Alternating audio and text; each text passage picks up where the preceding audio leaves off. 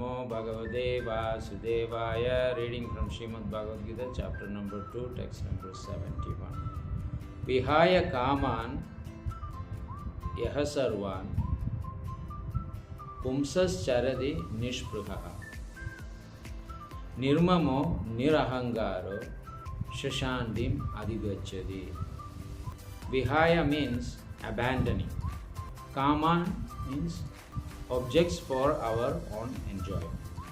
Give up that. Yaha sarva, all kinds of sense gratification objects. Pumsas charadi nishpruhaha. Pumsa means a person. Charadi means lives. A person lives. Pumsas charadi nishpruhaha. Nishpruhaha means free from attachment, because he has abandoned everything for sense gratification. So naturally, nirmamo, he will be detached. A person, a beggar also detached. That is because he does not have access. The desire is there. In the hospital, sometimes people lay there. They can't eat anything, drink anything. Ekadashi day comes, Janmashtami day comes, and they are not eating anything or drinking anything. Does not mean they are fasting. Similarly, a person who is very poor is also detached, may not even have a cloth, just like a Markada Vairagis. Markada is a monkey. He doesn't have any cloth. He is very renounced, but he is attached to his many girlfriends. So here, Krishna is telling we haven't got to be that kind of Vairagi, a true Vairagi from the heart, detached. Pumsas charadi nishpruhaha.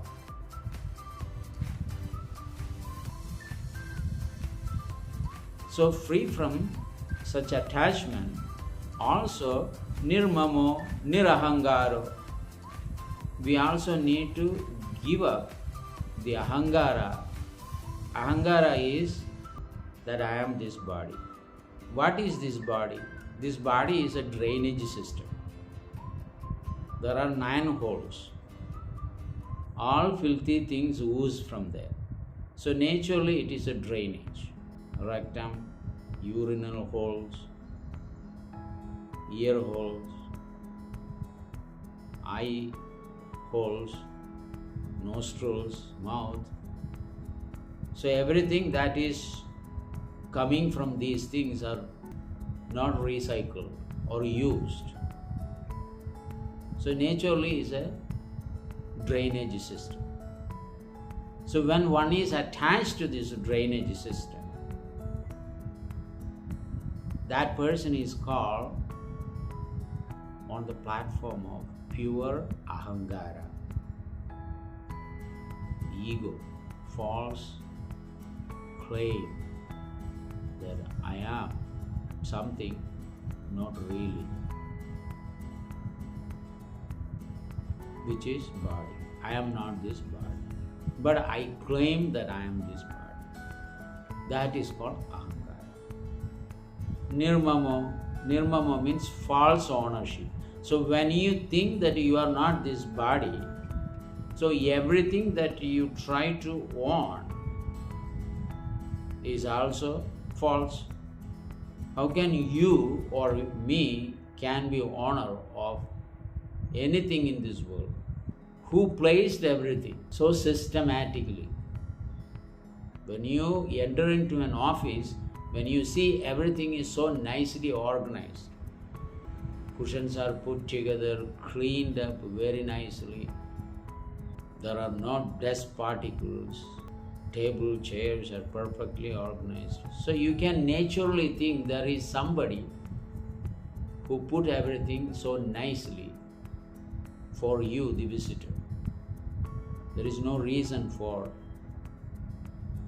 rejecting that personality who worked behind you.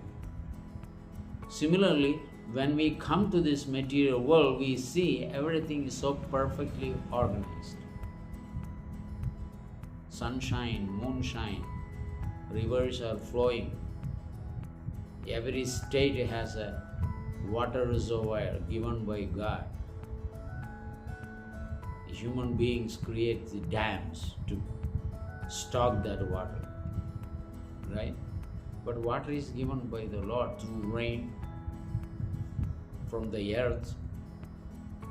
For our sustenance, all living entities' sustenance, someone has given all these things. Seasonal fruits.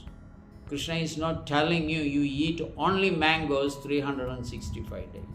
He also tells you eat orange in July, August.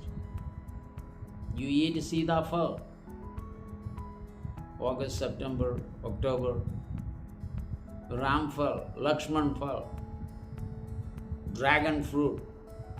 Different times, different fruits come into being.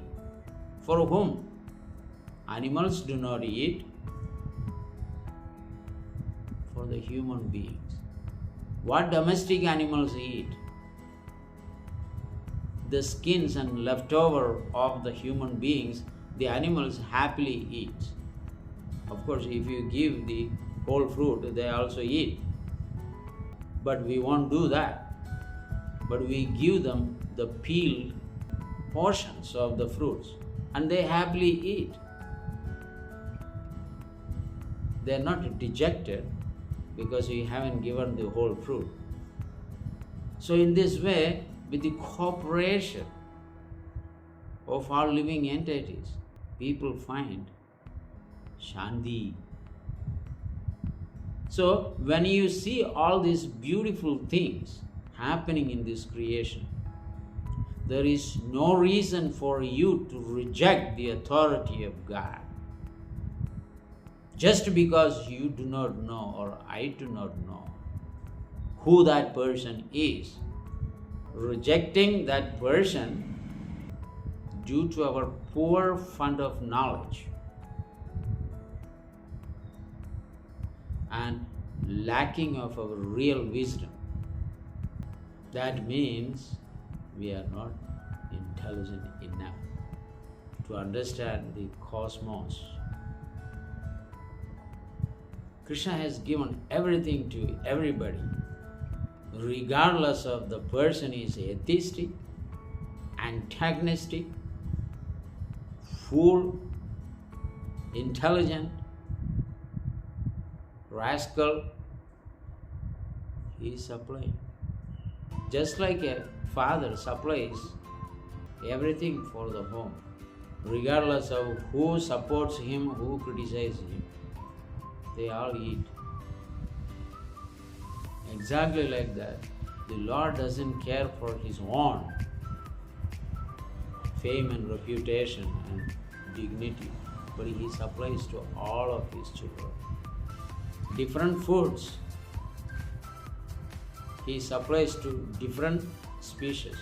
Not everyone can eat what he has given to everybody.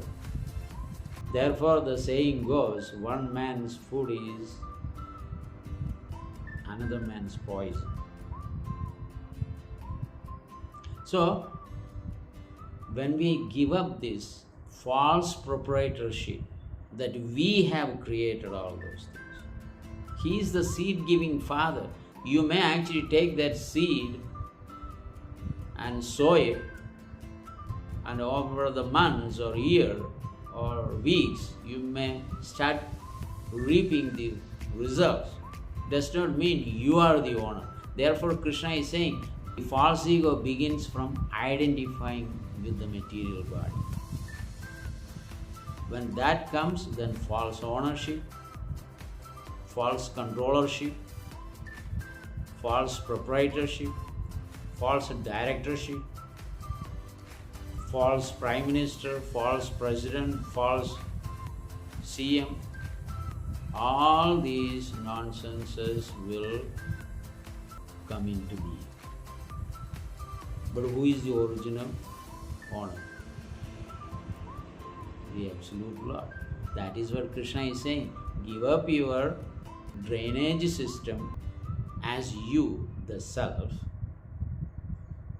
and give up the false proprietorship and be detached from every action that you perform.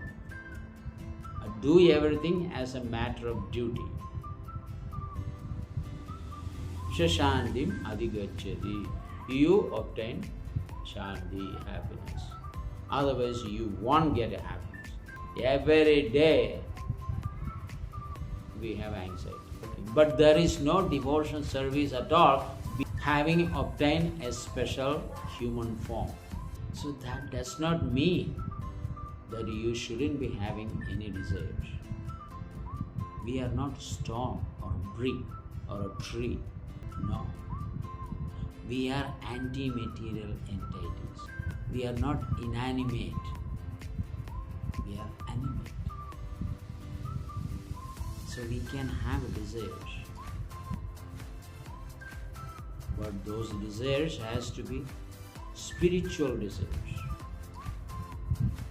Suits with the soul, lives forever.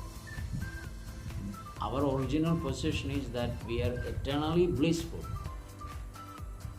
eternally having full of knowledge, and we are eternally conscious. But these have completely covered by our material desires. Our material consciousness has taken over our real consciousness. So therefore, we are trapped in this false proprietorship and ahangara and misidentification. That is what Krishna is saying. So in order to become happy, this is the process. To give up all these notions created by the mind. False proprietorship, false attachment, false ahangara, false ego. Then we obtain the shanti. Where is the shanti? We have a neighbor shanti, right? Or colleague shanti. But we don't have a shanti here, in the heart. We need to have that kind of shanti. Anyway, we'll continue. The next verse is going to be the last verse of this chapter, 72. Thank you. We'll continue. Hare Krishna.